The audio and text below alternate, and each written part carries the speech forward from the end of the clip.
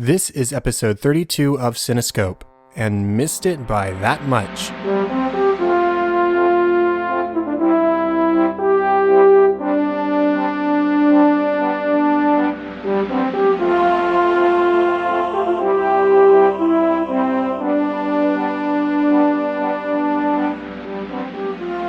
Welcome to Cinescope, where our goal is not to criticize or to assign ratings, but rather to celebrate the movies we love, exploring story, characters, music, and relevance to the world around us. I'm your host, Chad Hopkins, and joining me today is returning guest TJ Draper to talk about one of our favorite films, Get Smart. TJ, how are you doing tonight? Chad, how do I know you're not from Control? If I was Control, you would be dead. Well, if you were Control, you'd already be dead. Well, neither of us is dead, so obviously I'm not Control. Oh, that makes sense. I'm doing well, Chad. Doing well. Great. I am excited to talk about this movie because this is one of my favorite comedy films, and so it's been on my list to get to ever since starting Cinescope. And I know that you and I have talked about it a little bit in the past, so who better to talk about Get Smart than you, one of my old podcasting buddies. Well, this one, the other couple of episodes I've been on, it's been my favorite, and it's not that I dislike Get Smart, but this one's your favorite, and I like this one too, so that works out well. Well, how about you reintroduce the people out there to yourself, what you do, stuff like that, before we move on? All right, I'm TJ. I'm a web dev, geek, nerd, film guy. I like TV and sci-fi and all that stuff. I used to run a podcast called Movie Bite. Chad, you were co-host with me for 50 episodes, I think it was. And, yes, sir. You were a great co-host. You stepped in and filled some enormous shoes. No, really, he has big shoes. So that was a show that I ran for 150 episodes, and now I run a show called Retake on the nightowl.fm network. Excellent. Yes, we've been podcasting together for a little while now, a few years actually. It's hard to believe. Yeah. So it's nice. It's always nice when we can sit together in the proverbial studio and talk movies again. Well, I'm in my studio, Chad, which is really just a closet filled with sound foam. Right. Well, I've got my trifold of sound foam in front of me, so we're in our own studios. We're in the cone of silence. Yeah. Well, let's go ahead and get started. Before we do, just remind our audience, rate, review, subscribe on iTunes. It's a big help to the show and helping us to find other listeners, and also go share it with friends elsewhere. Go to Twitter, go to Facebook, post it, say, hey, listen to this podcast that I like. And that would be a big help to us. So thank you in advance. Help Chad out, guys. Yeah, and then go to TJ's and do the same thing for him with Retake and Night Owl and all that good stuff. Yay. So let's talk about Get Smart. Are you ready, TJ? I am totally ready. This movie is released on June 20th of 2008 and was directed by Peter Siegel, who also directed Tommy Boy, Nutty Professor 2, The Clumps, Anger Management, 50 First Dates, The Longest Yard, and The Grudge Match. So a lot of comedy under this guy's belt. Can't say I've seen many of those other films. I have seen Tommy Boy, I think, but I haven't seen any of the other ones. But good thing he directed this one. Yeah. It was written by Tom J. Assel and Matt Ember and was based on the original TV series Get Smart, which ran from 1965 to 1970, starred Don Adams, and it was created by Mel Brooks and Buck Henry. Which I also have not seen.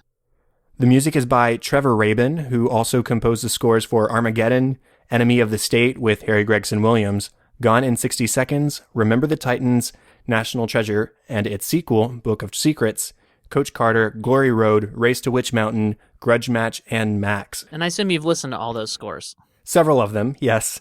He's a composer whose name you don't hear a whole lot of the time, but he's been in a lot of places that you maybe didn't expect. Yeah, I'd never heard of him. I always associate him with National Treasure. Okay. Yeah. Yeah, of course, National Treasure. I just didn't know who had composed for National Treasure. Right. I like the first time I watched National Treasure, it was before I really started paying attention to people in movies and stuff. So. Right. The movie stars Steve Carell, Anne Hathaway, Dwayne Johnson, Alan Arkin, Terrence Stamp, Dileep Singh, Ken Davidian, Masi Oka, Nate Torrance, Terry Crews, David Koechner, James Caan, and has cameos by Bill Murray, Patrick Warburton, and Stephen Dunham. So, TJ, what was your first experience with this movie? Oh boy, I'm pretty sure I saw it in the theater, maybe. But this it was, what was 2008? Yeah, 2008. This is a problem that I have, Chad. I don't remember first experiences very well. They kind of stuff kind of becomes ingrained in me, and I kind of forget what my first experience was. But I've always I do know that I've always loved this movie. It's just a lot of fun. So I really can't speak to my first experience though. I can't remember the first time I saw this movie either. I thought I might have seen it in the theater, but when I pulled out my ticket stubs that I have collected, I could not find it in the year 2008. So maybe I didn't, maybe I lost a ticket stub. But in any case, I do remember sort of watching it for the first time, whatever situation that was, and loving it and laughing a whole lot. And I've always enjoyed it. In fact, I remember actually searching around the city, going to several different stores to find it on Blu-ray. I don't know why I didn't just order it off of Amazon, but I just drove around town and I looked here and there and everywhere and eventually found it, I think, at a Half Price Books. So it's a movie, like I said, it's one of my favorite comedy movies, and it's just a lot of fun. Yeah, unfortunately, I still only have the DVD copy, which is what I watched, but it was fine. Once you get into the movie, I didn't notice too much that it was a lower resolution experience. And my TV's not huge, so that probably helps. Well, let's go ahead and dive into the story. So from the very beginning, when he's walking down the hallway and he's got the doors opening in front of him, and all of a sudden paper wafts off his stack that he's carrying in his arms, gets stuck in the door, and he has to pull it out. And then he is sprinting for all of his life, trying to beat the next door before it closes on him, and he doesn't make it. Right, too late. He threw the timing off. Exactly, and the score cuts out, and it pauses for just a moment for him to go up to the keypad and type in the code, which is, what else? The theme song, which is fantastic. It's a great sort of meta moment, I suppose, because it is the original theme song from the TV show. What do you have to say about the story here? So I do love kind of the way this film opens, and in fact, one of the notes that I made when rewatching this the night before last, was, oh man, the old iPod interface, and it's only 2008, right? But you just don't see iPods like that anymore, which was kind of fun. But then, like you say, you get into this, the whole sequence going through the doors kind of lets you know what kind of a movie you're going to be seeing. Well, you kind of got hints of it too before with the cream and the coffee. Right. So gross, so gross. But then as soon as you start going through the doors, you really kind of know what kind of a film you're in for. You're in for something that's not so serious. Although I think throughout the story, the film does surprise you with some of its more serious aspects. It kind of catches you off guard, and you kind of get enveloped into the story as it goes in ways that you aren't expecting to. Yeah, it's a sort of combination genre film where you have comedy, yes, but it's also a spy film and an action film. And the comedy isn't the typical kind of raunch or shock humor that you get in a lot of comedy films nowadays. And that's one of the big appeals of it for me. And at the whole heart of it, you get a relationship. And that's really what the movie is about. If I had to point at any one thing aside from just Steve Carell being goofy, it's about the relationship between Max and Agent 99, Anne Hathaway's character. Which is the pairing shouldn't really work, but it does. It does. It does. It's a great pairing, and you get to watch as they start off sort of antagonistic toward each other. They're not really getting along, or at least 99's not getting along with Max because he's just happy to be there. This is something he's always wanted, and as the film progresses, they grow accustomed to each other, and they even start to get close to each other, and that's what the movie's about, and I love that. Well, he definitely, at first he's just happy to be there, and he's trying to be friends with her, but he definitely starts getting annoyed with her, which really starts to come out when they land from the parachute stuff, and he just, the whole thing, is that your default setting? You just punch me? Right. And then, the whole dance off and stuff, like he's definitely starting to get annoyed with her and trying to prove that he can be goofy and weird, but he knows his stuff, and that's kind of what he's trying to prove to her. And they both of these characters have a fantastic arc overall. Especially, I think Max, of course, being the star of the show, he has the biggest and best arc, which is maybe arc is the wrong word because he doesn't really change over the course of the film, but he has a great story. Like his story, of course, is first and foremost. And then the arc, I guess, really does kind of belong to Agent 99, who learns to respect him. And by the end of, spoiler alert for anybody who hasn't seen the 2008 film that we're talking about, by the end of the film, she's okay with dating him, which you would never have thought would happen, at the beginning of the film when you first meet her and you see their interactions together. Yes. Is there anything else about the story that you like here, TJ? Well, oddly enough, I sort of like, now correct me if I'm wrong, but I maybe I got confused. I thought the character's name was Dalip, but is that the name of the actor too, or do I have something reversed? It's both. Okay. So I do like Dalip's arc. It's funny. It's goofy. Especially when Max is comforting him and he's crying on his shoulders. Big, burly, probably 6'5", 300-pound, not fat guy. Is crying on Max's shoulder. And then by the end of the film, he's kind of ready to take things into his own. He's not going to put up with any crap from Siegfried, for instance. So it's it's just a fun kind of a side story that goes along with the main story that's fun to follow. His head looks like one of the Easter Island heads. I don't know what that means, but it's still funny. Well, the Easter Island heads, like in Night at the Museum, the guy who calls Ben Stiller Dum Dum. Right. Okay. Got it. Yeah. Okay. Yeah. Making the connection now. I'm a little slow, Chad. That's all. It's okay, TJ. We all have our moments. One more thing about the story for me is that I don't think it tries too hard to make me laugh. There's a lot of films that it's just like joke after joke after joke, and I laugh a lot in this movie, but it's more from characters put into comedic situations or even just serious situations and reacting humorously. It's just a good sense of humor film overall, rather than just trying to beat you over the head with a joke stick. Yeah, and one of the things that I kind of noted about this film, which is, I was taking note again to make sure that it still aligned with my sensibilities, but I kind of have this threshold where a movie gets too stupid. For instance, Johnny English. Oh man, I'll tell you real quick. Johnny English is one of the only movies I've almost walked out of the theater for.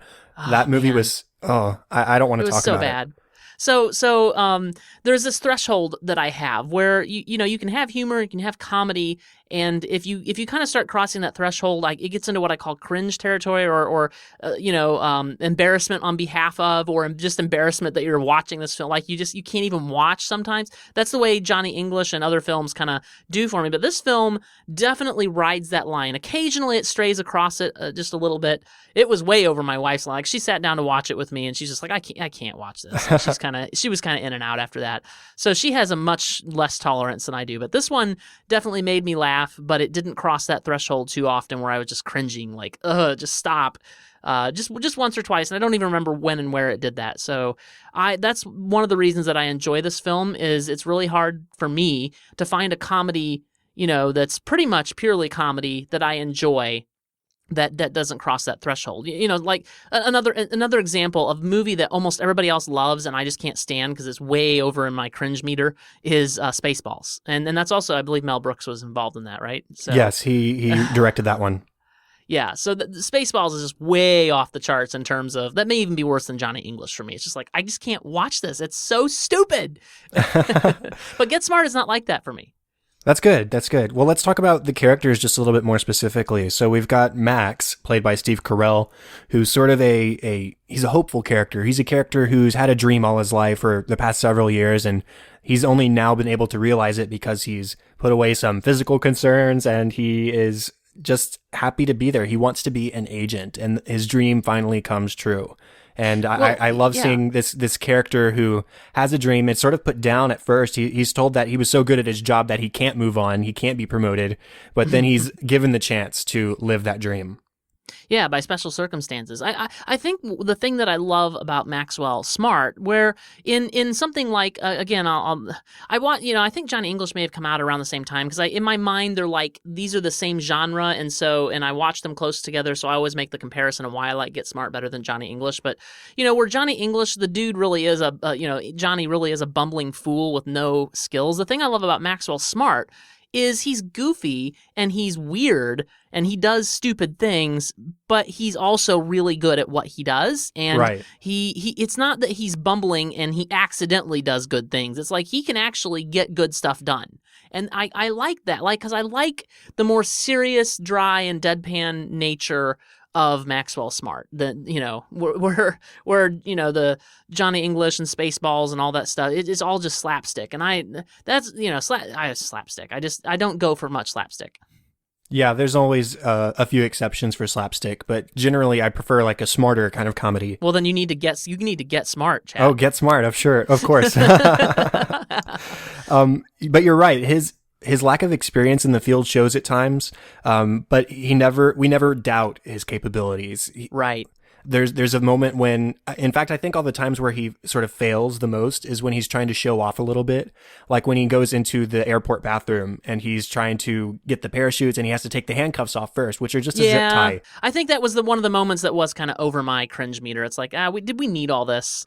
Yeah, I mean, the bathroom humor aside, what is funny about it to me is that he's holding a pocket knife in his hand and the handcuff is a zip tie. So if he was trying to do something, like imagine if he just had a normal pocket knife in his hand, he would just try to cut off the zip tie. But because he has a super cool spy pocket knife, he has to do it the super cool spy way with dart gun and string. Well, for sure. After the first couple of times he harpooned himself with the silly, thing, it's like, okay, why are you not just using the pocket knife to cut the zip tie? I do not understand what is happening here. And they set him up to be a little smarter than that, so that's why it didn't really work for me. That's fair. It's not my favorite scene in the film, so I take no offense to that. Okay, good. Because mostly I just want to celebrate this film, like the tagline of your podcast says. Definitely. Another moment where he sort of shows that he isn't entirely used to the field yet is when he tries to surprise Starker with the element of surprise, and he grabs the corded phone and he tosses it at him. And because it's a corded phone, it's not quite long enough to hit Starker the way he would like. Yeah. And so he reacts in the moment and is able to push the table into his legs, and that's funny. See, that was a much better example of, I think, the humor that works in Get Smart, where they make the joke, they make it quickly. He doesn't have the experience. He didn't realize that phone cord wasn't long enough, and it had the spring, and it sprung back, but then he instantly recovers because he is pretty good at what he does. And he instantly recovers and gets it right, with the table move, and that is a much better example of you have your humor, but then you also stay true to the character where Maxwell Smart is pretty smart. And I love that aside from the spy aspect of his character, he's a character with a kind heart. You mentioned the dancing scene earlier where he goes up to a larger woman and asks her to dance because he's been in that situation. He knows what it's like to be the big person in a room and to not have your dreams realized or to have people pay attention to you because of the way you look. And so he goes past that stereotype and invites her to dance, and they have a great time, and she shows everybody up. And it's an amazing scene for that reason.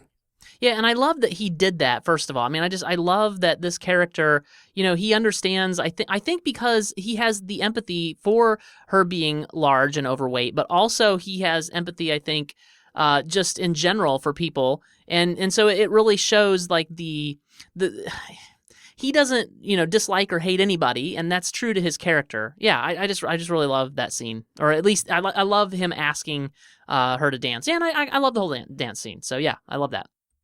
Anything else to say about Max? Again, I just enjoy his story overall. I said originally arc, but the more I think about it, the more it's like, no, and normally this is a bad thing, but I don't count it as a bad thing here, where he doesn't really have much of an arc. He just stays true to himself mostly throughout the film. And I think that works really well in the film's favor because you're rooting for Max. You want Max to win. You want him to get it right.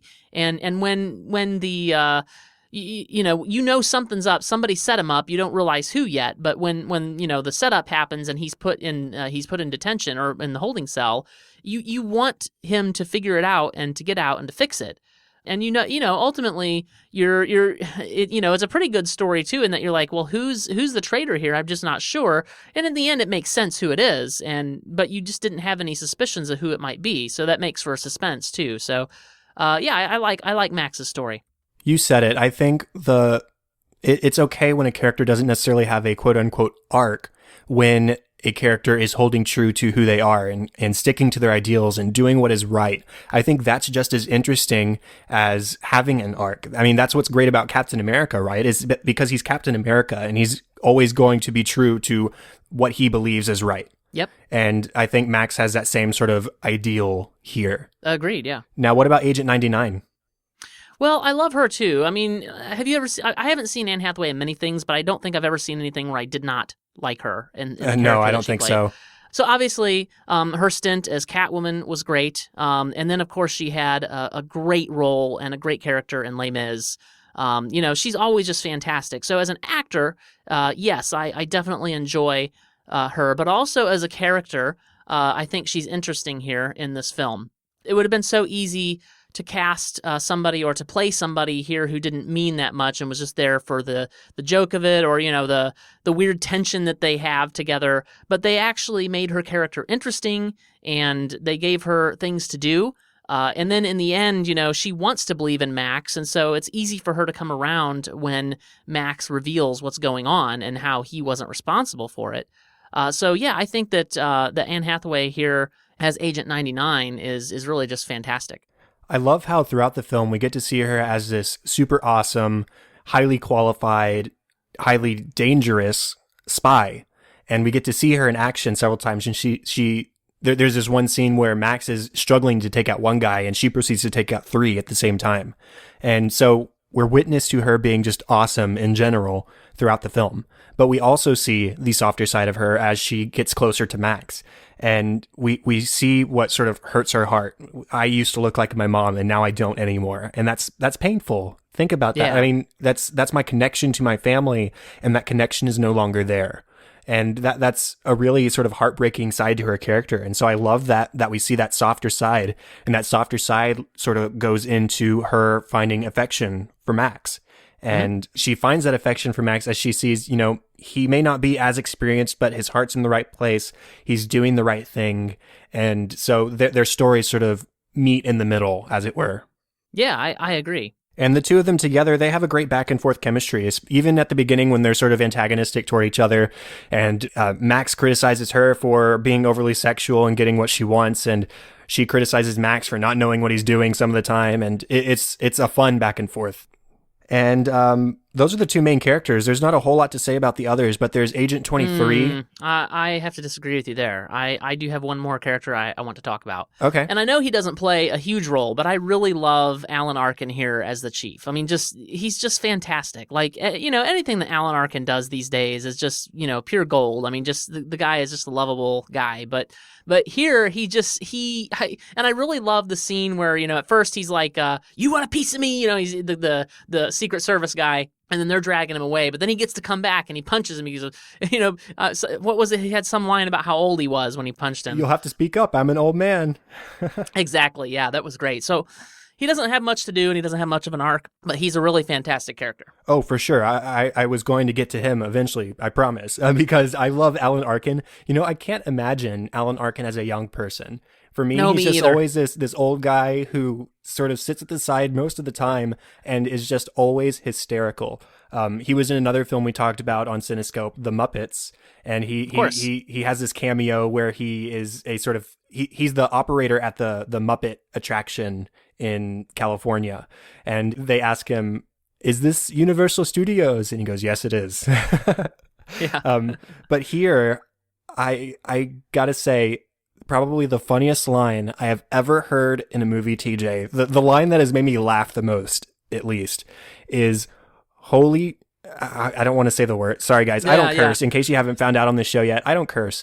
But the line is, holy shoot, a swordfish almost went through my head. Yes, and yes. That line kills me every time. That's the line that I remember most from the very first time I ever watched this movie, because that's the scene where I almost died from oxygen loss because I was laughing so hard. That is one of the lines that I have for later when we talk about our favorite lines. And the whole thing, especially in the context, it's not just that he says that. It's right. When Maxwell says to him, "Are you thinking what I'm thinking?" And he says, "I don't know. Were you thinking, holy shoot, a swordfish almost went through my head? If so, then yes." And it's so like straight-faced Alan Arkin. He's not playing it up. He's just staring down the swordfish that's staring him down. And he says that line, and it's delivered perfectly. And I laugh and laugh every single time I watch that. Yeah, that's pure gold right there. And another scene where I really think he's funny is when he's trying to pronounce Christic, And Chris is and he says it wrong several times, and Steve Carell or Max has to correct him. Chris Kringle fish stick. Yeah, I got it. So I think that Alan Arkin is great in everything he is in, and this is no exception. Yeah, absolutely.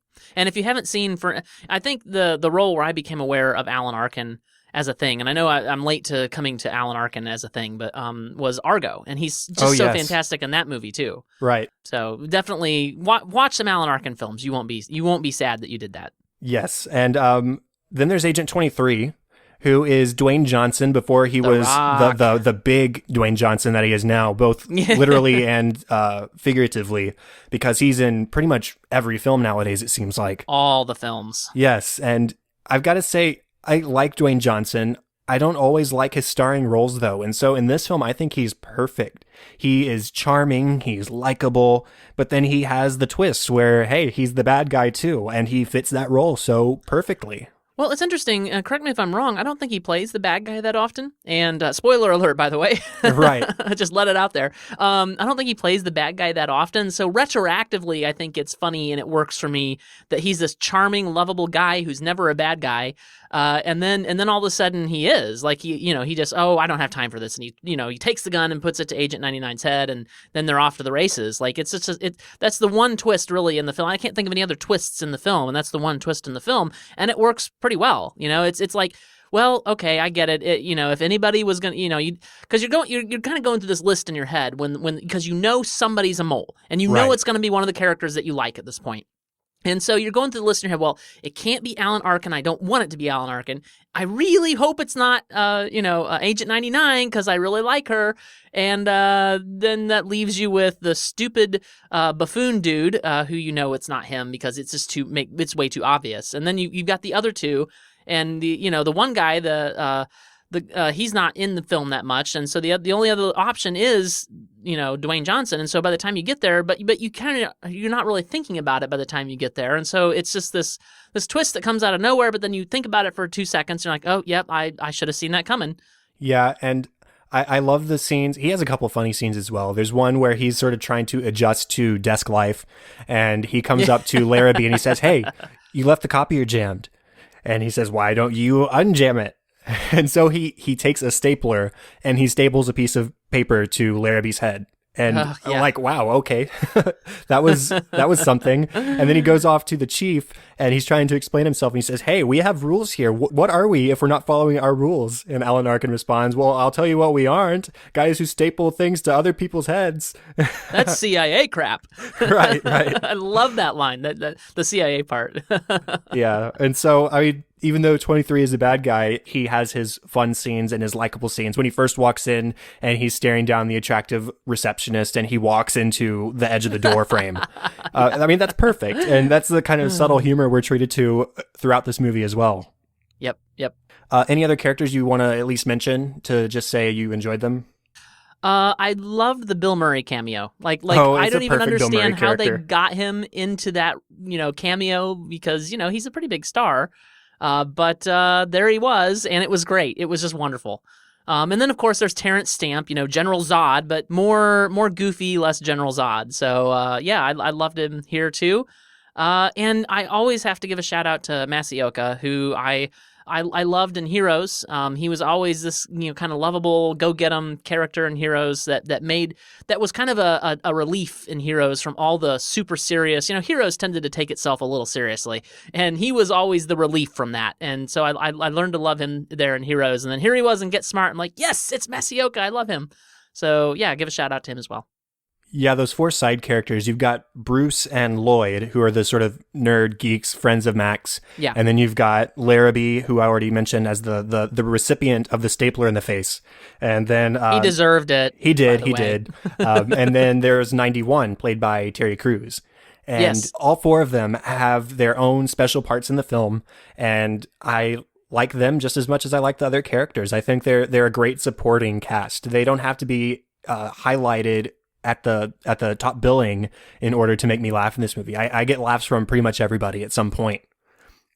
And then, like you said, Like you said, there's Terrence Stamp as Siegfried, there's Starker, and there's Dilip, and they are great villains. They don't have a lot of growth one way or the other. They're just good villains. I mean, this is a spoof of a 1960s TV show, or an adaptation of a 1960s TV show. Yeah, I'm just going to assume that Chaos was the main bad, guys in the original show. Is why. Right, I'm assuming so, and I'm assuming things like Kafrikin Boom is a reference to the show. Unfortunately, I haven't seen it, so I can't say specifically, but I would assume that is. And then that the car that Max breaks out of the museum and the suit and the shoes, those are all TV show props, which I think is great. We're such uncultured swine that we don't know this, Chad. Yeah, I know. At least I know who Don Adams is because he was the voice of Inspector Gadget. Yeah, I didn't know who that was, but I'm sure if I heard the voice, I'd recognize it because I certainly watched Inspector Gadget as a kid. Well, let's go ahead and move on to music. So, as we mentioned earlier, it's composed by Trevor Rabin, and it reminds me a lot of his score for National Treasure, especially at the beginning where you're traveling through DC and you pan onto national monuments and the Capitol building, and you have the ba-da-dum, ba-da-da-da-dum. I mean, stuff like that. It's sort of really nationalistic sounding in a good way, and it's familiar, but he also has some great action music. He has some great peaceful moments, some quiet moments, and overall, I think it's a fun score. Well, and I'll just assume too that there's certain parts where it's pretty clear to me he must be alluding to the 1960s theme, which I wouldn't know because I have never watched it. So, but I'm sure he did that as well, and you might know better than me because you're much more of a score guy than I am. Right. Well, the main theme from the TV show is the music that we hear as Max walks down the hallway with the doors. Right. I assume that. Yeah. So that's where it's just blatantly, this is the theme from the TV show. Enjoy. And then there are other times throughout the film, which this is great. Michael Giacchino did this as well for Star Trek, where he takes the original themes and he integrates it into new material that sounds a little bit more modern. I never felt there was a point in this movie where the 1960s theme was an intrusion into the rest of the score. And I think that's great. Yeah, I think like you say with and me, I'm in a position to judge because I don't know what the theme sounds like for Get Smart, the show. And so I would notice if something stood out as out of place, but they were just trying to get the shoehorn something in, and I never noticed any of that. So I think that works well. And I think the Michael Giacchino comparison is apt because I am also, I know Star Trek, every bit of it like the back of my hand. Right. And so I like when in Star Trek Into Darkness, when Spock is fighting up on that thing with Khan, and there's a particular part of the theme that comes in it's the music where Spock is fighting in another episode of in a 1960s episode of Star Trek. It's da da da da da da da da da da, and so Giacchino just brings that in there, and it works so well. So I think that comparison is apt. Sorry, you got me off on a Star Trek tangent. I would expect nothing less from you, TJ. Of course. But yeah, I always love when a composer who is tasked with adapting some other composer's work does that in a respectful way that doesn't just hammer you over the head. Remember when we were on Movie Bite and we talked about the RoboCop reboot, and they just like shoveled out this old 1980s TV theme or movie theme and just tossed it all over the movie, and it felt so out of place in that film. And I mean, RoboCop isn't a great film, but that music specifically always felt out of place to me. I have no memory of this, Chad, so I'll have to go and watch RoboCop because I remember liking the new RoboCop, but that's not to say that they're not correct about the score for sure. Right. Well, anyways, anything else to say about the music? No, that's mostly your territory. I noted that it was good and that it seemed well done. And there are parts of it that I walk away every time I watch this movie and I've sort of got it stuck in my head. Like there's the sort of passing action theme, the da-dum ba-dum bum bum ba-dum bum ba-dum ba-dum. Yes, I do like that. I get that stuck in my head every time I watch this movie too. And again, I think part of that is because it sounds somewhat similar to National Treasure, but I don't think there was any part of this movie where I was just like, oh man, that is straight up National Treasure. He's copying himself and lifting his own music. So no Hans Zimmering. No, he's not Hans Zimmering, or at least early Hans Zimmering in the 2000s. That's a verb now. It is. Well, let's move on to, real quick, a brief relevant section. I just have one quick thing. I think a common part of this movie is not judging a book by its cover. You've got serious instances of that where you've got Max proving himself as a capable agent and not just somebody who should stay behind a desk. And then you've got Agent 99, who over the course of the film reveals that yes, I had plastic surgery to change my face. Do you have anything to say about that theme specifically, TJ? No, I really don't. I mean, the only thing I could come up with for relevance was, hey, it's everybody needs a little bit of comedy in their life, and this hits the spot. Yeah, I mean, that's a fair point as well. And one more thing to the judging a book by its cover, you've got the double agent reveal of Agent 23. So yes, there are serious iterations of that. There are not serious iterations of that. But I think it's at least a small thing to walk away from a film that's mostly just made to make you laugh. And to that end, we're just going to do what we did with the So I Married an Axe Murderer episode and read some jokes back and forth to each other. So Okay. How about you start us off, TJ? Okay, well, one of my favorite lines is when, it's my favorite sequence of lines is when Agent 23 says to Max, they're on top of the car, and he says, "It's not over, Max. I'll take that briefcase." And Max says, "If you want it, you'll have to take it." He says, "That's what I just said." He says, "I know. I'm just trying to annoy you." Yeah, that's a good one. There's one at the very beginning where he's giving his brief in the office, and he says, "Yes, they are bad guys, but that is what they do, not who they are." And I mean, that's a joke, but just real quick aside, that's another testament to Max's warm heart. He is trying to get to the people behind the act, right? These are bad guys, but they might just be being told what they're supposed to be doing. They might be threatened by Siegfried or whatever else. That's just Max sort of getting to the real root of the problem rather than just assigning labels to people. But this is the joke section, so let's get past that.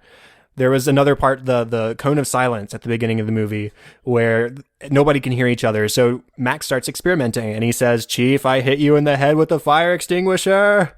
And upon realizing that the chief can't hear him, he just slowly turns toward the camera with this blank stare like, "Look what I just got away with." And it's a funny moment. Yeah, I was thinking that they didn't break the fourth wall, but I guess if you turn to the camera, they probably did.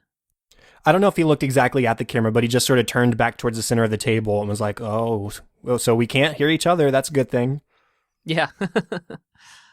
So one of my favorite lines as well, and I can't believe it's almost like I don't know how they got away with this or didn't get flack for this, but Starker says it's toward the very end of the movie. "Too bad about all the dead movie stars." And Siegfried says, "Yes, what will we do without their razor sharp political advice?" Right. Let's see. I'm just widening my eyes. I'm not actually seeing anything more. When he's on the... Yeah. Use your peripherals. Right. "I would shoot you with my gun." And she takes his gun. "You don't have a gun." He says, "I did until you took it." Bang, you're dead. Bang, you're dead. "Would you stop shooting me? It's annoying." I mean, I've got a long list of these, TJ. So how about you give us a couple? Okay, so I love the line where he says, "Don't forget, everyone here can be replaced." And then he turns to Dalip and he says, "I even have backup for you. It's a rhinoceros." And then we already quoted the "How do I know you're not control" line at the very beginning. Oh, yes, And yes. in that same scene, Max has gotten a communicator that is placed on his molar, and he isn't exactly familiar with the sensitivity needed to communicate with Agent 99. So, well, and the whole thing is kind of dumb. This is a little bit over my threshold, where Really? he's like, he's repeating stuff very loudly, and it's like so obvious. He's so obvious. I think that's so funny, though. "Did you say Siegfried?" And he just stares at him. "Yes." And he does that again. That's one of my favorite lines, TJ. Okay, I'll give it to you. What else? Oh, the chief, when he says, "If you don't find that screen, Mr. Larrabee, I'm going to have you hunting for landmines with a hammer." And then there's the swordfish line, of course, and at the very end when they're at the concert and he has just tackled the conductor and they are trying to prove to the CIA that there's a bomb, and he says, "Would you believe under the piano?" And Agent 99 says, "Max, was that he says, "A total guess. Yes, it was." How about one more? Okay, so when Larrabee says, "Put me out there, Chief. I'm not afraid to expose myself." And Agent 99 just turns to him and is like, "Do you ever think before you speak?" He's like, "No, I just whip it out there. That's what's best." Right. So good. Like I said, I have a whole page of these. I basically just typed down every time I laughed while watching. But I'll leave the rest of it for you people to go out and watch this movie. I have one more. I have to get this one out. One more. It's really great. Dalip says, "Bomb didn't go off. And Siegfried says, "Oh, really, Bright Eyes? What alerted you? Was it the no boom boom or the lack of a mushroom cloud?" And then, of course, Starker chimes in. He's like, "It was the mushroom cloud for me." Right. That's the funniest part of that communication for me was Starker's comment. And then I just really want to quickly mention the repeated lines. You've got, "You don't have one of these? Huh. My watch is a Geiger counter, miniature blowgun," or 99 finally gets in on it and says, "Exploding dental floss. You don't have this? Huh." That's a funny line. And then there's the "missed it by that much." Oh yes, missed it by you gotta missed it by that much. Right. So go out and watch this movie and laugh at those lines and all of the other ones. TJ, how about you finish this off with some closing thoughts? I think that this film was exactly what I needed a couple nights ago. I wish I had. We're going to be talking about Logan on Retake tomorrow night when we record. Hopefully tomorrow night. We had some scheduling issues, but anyway. So I watched Get Smart first, and then I watched Logan. I wish I'd done it the other way around because Logan was super heavy, but it was like a gut punch, man. But this film is really kind of just what I needed anyway to kind of loosen me up and end the day and just be like, a nice comedy that's, not too serious, but it has some great themes. So it's definitely worth your time. I really enjoy this film. And it really makes me sad that it's so poorly rated on Rotten Tomatoes. I think it's sitting at about 51%, which just makes me sad. It's like these poor cynical critics, they just can't stop and enjoy a good film. Fortunately, both Roger Ebert and his partner in crime, Richard Roper, once upon a time, when Ebert was still with us, but they both wrote good reviews. And in fact, Roger Ebert wrote a glowing review of this film, and he rated it 3.5 stars out of 4 for him. So I really am glad that he a critic that I respect, rated it highly. Right. I've always found myself siding with Roger more than anybody else when it came to reading critic reviews. And so hearing that he gave this film a positive review warms my heart. I'm going to have to go look it up and read it for myself here in a few minutes. Yeah. And I echo everything you said, TJ. This is, like I said, one of my favorite comedy films because it's not beating you over the head with shock comedy or raunchy jokes or anything like that. It's just a fun, pretty family friendly on the whole comedy film, and I appreciate that. I love Steve Carell. I loved him in The Office. I loved him here. I think he is a great actor. I will see most anything he's in, and everybody else in this film is on par as well. So with that, I think that is the end of the 32nd episode of Cinescope. Thanks again for being with me, TJ. Oh, it was my pleasure. I'm so glad that you talked me into watching this film. Great. Real quick, before we move on to final contact information, I have a sort of announcement for everybody. A cool next step in the development of Cinescope. So a few weeks back, I was contacted by an app developer. The app is called Anchor.fm, and it is basically short form radio broadcasting. Their tagline is Radio Reinvented. So it's somewhere in between podcasting and radio broadcast, and basically you have clips that you can record anywhere up to 5 minutes long, and you can talk about something. You can share music from Spotify and Apple Music. You can do all kinds of things. And Cinescope is a featured app on this app. They just relaunched on Tuesday, March 7th, and we are featured in the entertainment section. Very nice. Thank you. So you can go in the show notes, and there is going to be a link to the station, or the better way probably would be to download the app on your phone. It is available on iOS and on Android. It is called Anchor, and you just have to log in, create an account, and scroll over to the entertainment section on the homepage, and you will be able to see the familiar logo and join and listen to Cinescope. So this is a daily supplement to the podcast. It's not a paid thing. It's not anything that's going to take away from what this podcast is. So one of the advantages of Anchor is that you can actually call in, and then I can publish your call in and respond to you on the station for everybody to hear. So go to the show notes, go to the App Store for your respective device, download Anchor, and come check us out. I'd love for you to participate in that because I'm having a lot of fun with it, meeting a lot of new people, and that is the next step going forward for Cinescope. Nice. So, contact for the show elsewhere. You can find us on Facebook at facebook.com/Cinescope Podcast and at Cinescope Pod on Twitter. Please remember to go to iTunes, rate, review, and subscribe. And if you have any feedback or ideas, go and email at thecinescopepodcast@gmail.com. And if you're interested in co-hosting, have a movie that you love that you wouldn't mind talking about for a little while, contact me and let me know. I'd love to fit you in. TJ, where can people find you online? The best place to find me is at TJ Draper Pro on Twitter. I'll make a little confession. I have recently stopped being a Twitter completionist. I just can't do it anymore. But I'm still there. I'm still in full presence there. And I think I've also started using the official Twitter app, which has an algorithm that shows me things that I might have missed. So I think that I'll still see most of it. And I'll definitely see my mentions. So I love talking about film on Twitter. So tweet me at TJ Draper Pro. And that's the best place to get a hold of me. Also, you can find my podcast that I do at nightowl.fm/retake, and we talk about a movie once a week. It can be an old movie, a new movie, a TV show, whatever. We talk about something entertainment-wise once a week. Awesome. Definitely go check out Retake, everybody. Check out Night Owl at their website, which will be in the show notes, and check out the other podcasts that are available through them. The best place to find me is on Twitter at Chadadada. That is CHADADADA. And on Facebook.com/Chad.Hopkins. And all the show notes, all the contact information, the link for our Anchor channel can be found at thecinescopepodcast.com. That's all for this week. Thank you, TJ. Having you on the show has been awesome once again. No, thank you. Thank you for having me. And thank you, everyone, for listening to episode 32. I'm Chad Hopkins. This was Cinescope, and we'll be back next week with episode 33. Have fun and celebrate movies. Bye-bye.